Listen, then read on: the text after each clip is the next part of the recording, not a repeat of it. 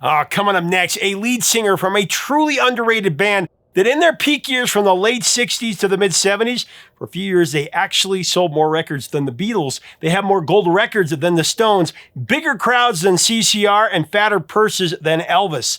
His band had a then record, 21 consecutive hit songs, and coming up next, he shares the story of several classics, including a song he recorded because the band needed one more song, only the rest of his bandmates were out of town. So he had to go in and record this song himself, but because he didn't have a band and a lot of the session guys weren't available, he found out that the janitor there played cello and the studio secretary played guitar. So he jerry-rigged the song and it became a smash with all those guys.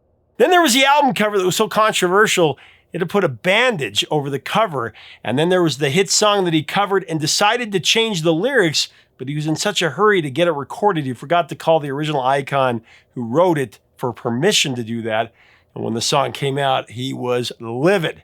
So many classic stories coming up next, and a truly underrated singer on Professor of Rock. Well, 1971 Harmony came out, another album cover that I remember so well. You know, again, that was so cool about vinyl, is you're always thinking as a group, I'm sure you're thinking about, you know, people see this in a record store, see this flash of, hey, you know, this album cover, and old-fashioned love song. The three songs I remember most, you know, growing up with, one, and of course, Joy of the World, but Old Fashioned Love Song, because my dad, that was his favorite Three Dog Night song. So he was always playing it in the truck. And so many great memories, because my dad and I clashed big time, but music was that thing that, you know, brought us together. So it always reminds me of my dad, you know, just an old fashioned, singing it to me, you know, it's so great.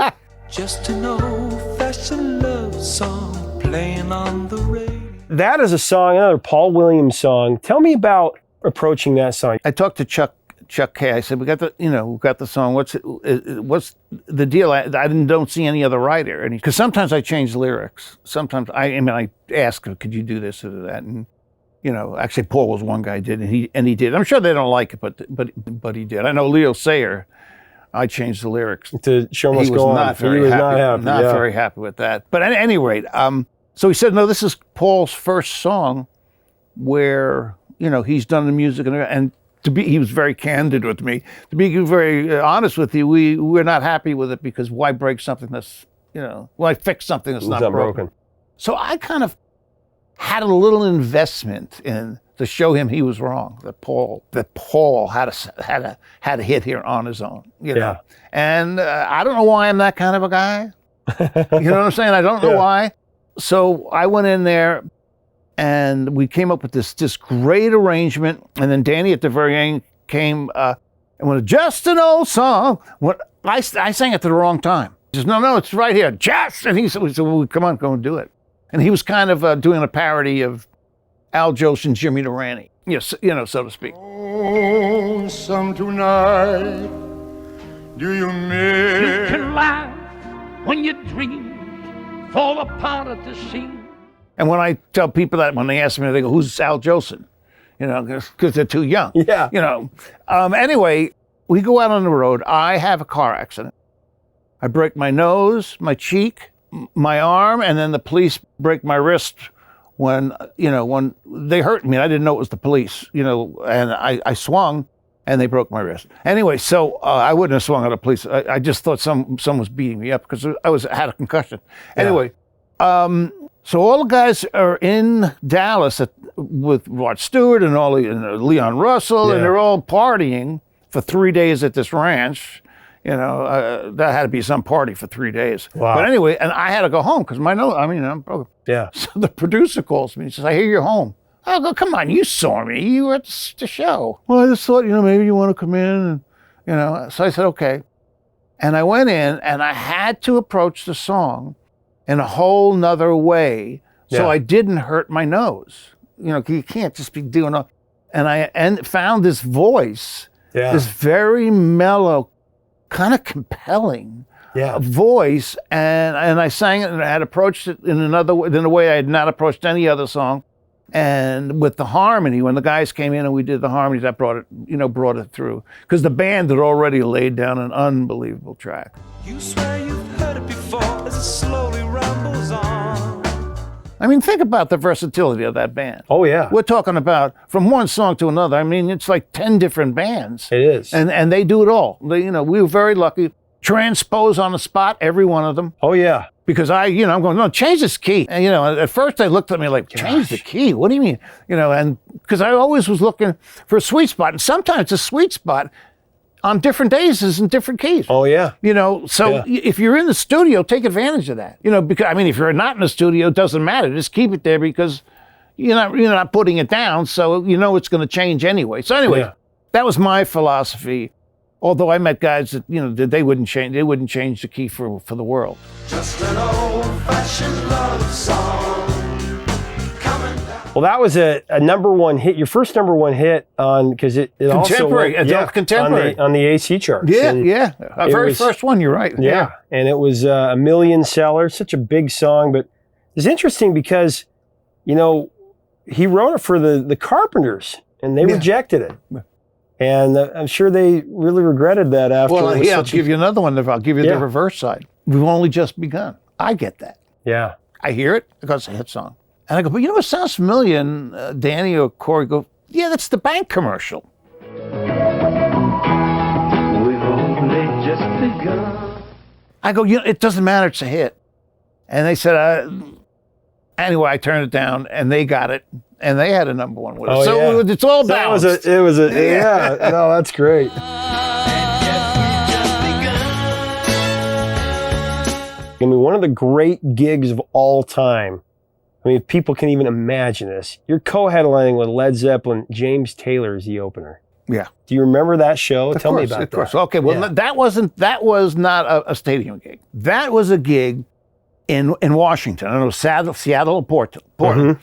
James Taylor opened, and we did two shows. Led Zeppelin did one, we did the others. Anyway, we did the show. We became good friends with them. They were, nice guys. I don't really remember meeting James Taylor. But when we're doing the stadium gigs, and this is real business stuff that's really uncomfortable, but when we're doing the stadium gigs, the agents realize this can work. Oh, yeah. So they approached Led Zeppelin. Mm-hmm. And Led Zeppelin said, we'd love to do it because we'd like to try one. We'd already sold out everything. They co-headlined on a gig that was already sold out. Right. We didn't have to have them co-headline. We could have had them go on before us. Yeah. But the agency was trying to do business. So we took the hit for the agency. And of course, I found that out years later.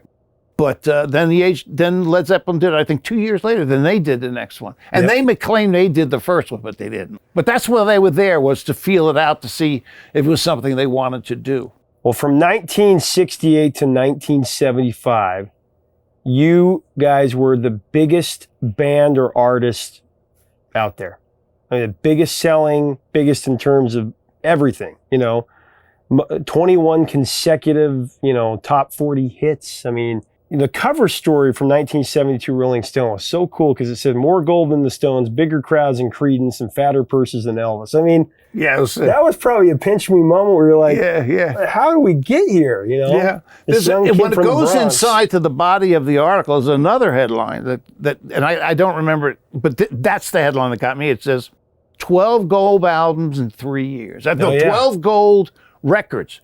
So between our albums and our singles, we had 12 in 3 years. We did not. Yeah. So and that's like Beatles. Well, nothing's been the Beatles, but we did good. Yeah. But just to be able to, you kind of came after the Beatles, because Beatles broke up and people were kind of looking for that next thing, and you guys really became that. And just a great American band that everybody. It was a very interesting time because the charts. Mm-hmm. Were more eclectic than they ever been, and not even close to what they are now. I mean, you can get a number one record in a little slot here and get 20 number one records, but they're not number one records. They're number one in a little slot. R&B, this, that. Back then, you fought with everybody. Yeah. The Stones, Led Zeppelin, the Beatles, Paul McCartney, Wings. Yeah, everybody. So, and then plus Motown. Oh yeah. Motown just didn't stop putting out hits.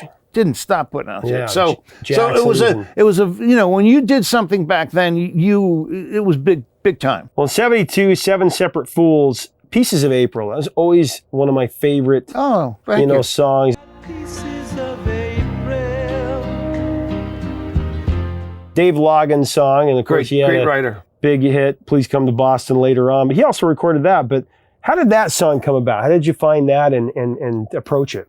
I heard the version of Piece of April by Dave Loggins. A very big record, by the way. Who gave us springtime? It wasn't like I did it. It was a really big pop record. And I liked it, but I didn't want to make a record like that. And I just, whatever, artistically, I didn't come up with an idea to go, yeah. So at any rate, the album's finished. We hand it into the record company. Danny goes to London. Corey goes and does American Sportsman with Kirk Gowdy. Does the fly fisherman episode. Yeah. He's world class fly fisherman. And I got a call from the manager that the record company's not happy with the record. And they want 2 more records, 2 more songs. So he said, you need to get in the studio. And I go, no one's here. So I locate Jimmy Greenspoon. I go in the studio. The guy that sweeps the floors is a cello player. Oh my God. The guy that answers the phone plays the rhythm guitar. And with Jimmy, and then Michael comes and does some sweetening. Yeah. And the producer plays some guitar. Wow. And I think the engineer did too. On the crest of summer. Beneath And I said, let's just do this light, simple thing. I said, let's lower the key a little so it's just a little sweeter. And I ended up with this really nice little gem that took a lot of people to do it. I got lucky. but it's a morning in May. The band was not happy. We found out it was in the top 20 while we were in Japan. And I remember the road manager comes in and goes, guys, you got another top 20 in America? And I go, yeah, what is it? Pieces of April. Pieces of April? What do you mean? Yeah. We're not on Pieces of April. So I was the first and only record that wasn't done by Three Dog Night. It was done by me. Gosh, You know, that's an amazing story. so it wasn't a happy time for Yeah. for them. I was happy. I Yeah. was there. I did the work.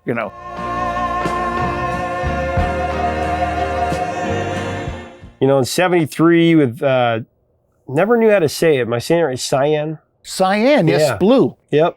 Yeah. I remember that record.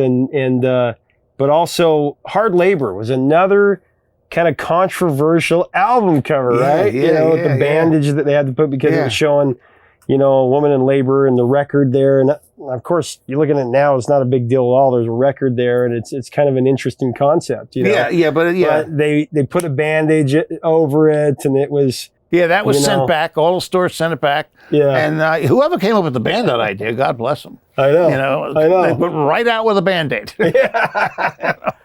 Yeah, but Show Must Go On, another just phenomenal hit, huge song. Big song for us. Top 5 and Million seller. Million seller. Although I chose this lonely life, it seems a strangle me now. We mentioned it earlier, but Leo Sayer, you just changed one line on it. He wasn't happy about that. It's interesting. Well, he writes that I changed one line, but I didn't. I changed the whole meaning of the song. But I won't let the show go on.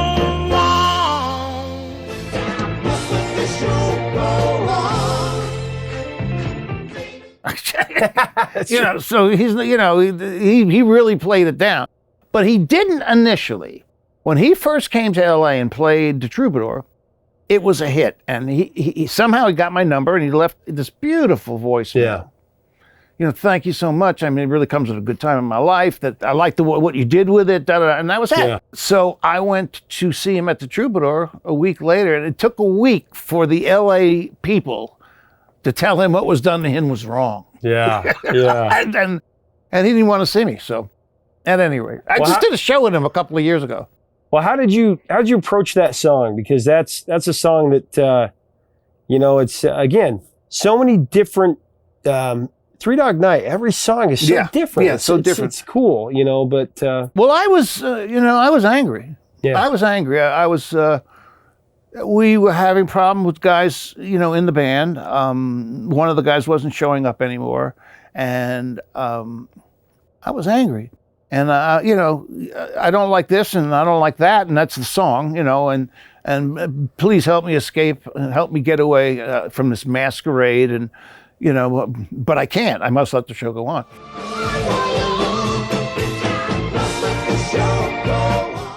And I was angry, and I wanted to scream it, and and when the guys heard it, they went, "Whoa, Yeah. he's uptight," you know, and they got it.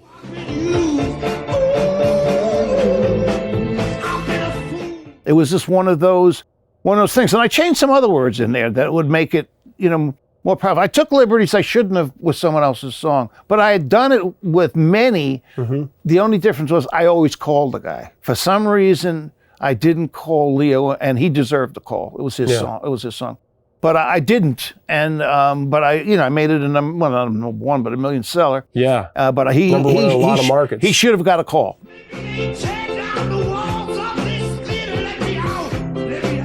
Naturally, of course, 1970, one of your biggest records, of course, because one of the biggest songs of all time, Joy to the World, 5 times platinum.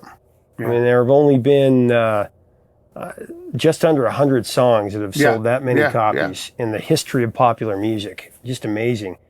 Number one song in 1971, as we said, I would argue it's the most recognizable first 4 words of a song ever. The first 4 that you hear. I mean, it's pretty close. And well, I've seen it on billboards too for classic rock radio stations, right? Yeah, Jeremiah was a bullfrog with the bullfrog, or Jeremiah was and then the bullfrog there. Yeah. Hoyt Axton, the only person in the history of popular music that his mom and him had a number one hit. His mom, of course, wrote Heartbreak Hotel. And he wrote Joy to the World. And so that's the only time that's ever happened that a mother and son have had a number one song. When I came out with my Christmas album, this is, of course, years later, I did some shows in Nashville. She showed up. Really? She showed up to support me. Wow. Yeah, it was like, you know, and then she was like royalty, Nashville royalty. And everyone's more impressed that she showed up than me being there, you know. So, but she was great. She was great. I mean, one of the songs that kicked open the door of rock and roll, Heartbreak Hotel.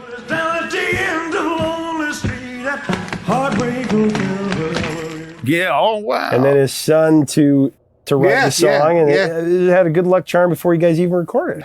Yeah. Frank Sinatra never wrote any of his music, but the reason that he and Elvis Presley were so great in Three Dog Night, they interpreted a song, it made that song their song. You can't tell me that Frank Sinatra My Way isn't Frank Sinatra's song. Yeah. Or Joy to the World isn't you guys' song. It's a lot of hard work. I always just see it as a puzzle. You don't ever just do, you just don't ever, every part should be clever. The simpler it can seem, but it's not simple. And just adding stuff, I think it's really important. Jeremiah was a bullfrog. Tell me how that song came together real quick. My truth? Yeah, your truth, your truth. I remember Michael Alsop, our guitar player, and our bass player, Joe Shermy. We knew Hoyt Axton. Hoyt Axton actually got signed to our management company. Yeah. So Hoyt went out as an opening act for us. He was a great big bear of a man, a great guy. Hoyt invited them to a session down in Hollywood in Selma. They heard it, and they thought it was pretty good. It was a failed song. He was trying to do a morning cartoon thing with about 11 songs on it, and it didn't work, the show. So he was parting out all the different songs. So then he brought it, and if you don't know Hoyt, but Hoyt's got this big baritone voice with a slamming guitar. Jeremiah was a bullfrog, and I'm kind of looking, oh God, what the hell is going on here? The guys kind of said, this is a little bit of a silly song. You kind of stood up for it, and you said, no, I think we need to do this. I mean, maybe never would have been, because they're like, that's nothing. And then something happens, and a happy acts or whatever. But tell me about that whole process. You've already told us a little bit about it, but like, tell us the story from the beginning. When the song comes in, you said 4 different times he's trying to sell it to you. Go ahead. He played it for Corey. Corey didn't feel it was right for him. And then he played it for Danny, and Danny didn't feel it was right for the band. Mm-hmm. And as far as that goes, that's it. Then he'd come a couple of times and play it around when the guys are, you know. And then one evening I was there, and he came in, and he played it again, and I went, what? Jeremiah was a prophet. What is that? You know, and he went, oh, no, well, you know, that originally was, so I'm going to make it now a gospel song, which he did. He had a version of it. And then, you know, I said, well, what was the version you've been playing for the guys? And he played Jeremiah Was a Bullfrog. But there's something about it that was cool. And then we just said, you know what? Okay, let's go to the studio and let's work with it. So we went in and we did it. And after we did it, we thought, you know, it's good. Then the album came out, and then all of a sudden the radio station started just phoning. Number one for 6 weeks. Yeah, we Biggest had hit of the year. we had zero. We did not. Really? Yeah, when you we didn't know. did not pick at all to this day. It's like, and it's you never know. Now, when I heard, you know, we were working at it. If I hadn't heard the playback of me singing Jeremiah Well, It's a Bullfrog, who knows what would have happened? I might have passed with the rest of the guys. You know, but I knew that was a hit. I knew that line was going to be in everyone's head. It was just too bizarre, and, you know, it was coming, you know, hitting you right in the face. So, yeah, I stuck up for it because I thought it was... You thought you kind of needed a silly song, is what I read. I felt, yeah, because there's a lot of serious songs on that record. that we needed, you know, we needed to lighten up, you know. And, you know, we did just on the Rolling Stone cover, I think so. And, you know, we were a little full of ourselves. So, which is, as I said earlier, is very easy to happen. So, I think everyone's very happy we did it. No question.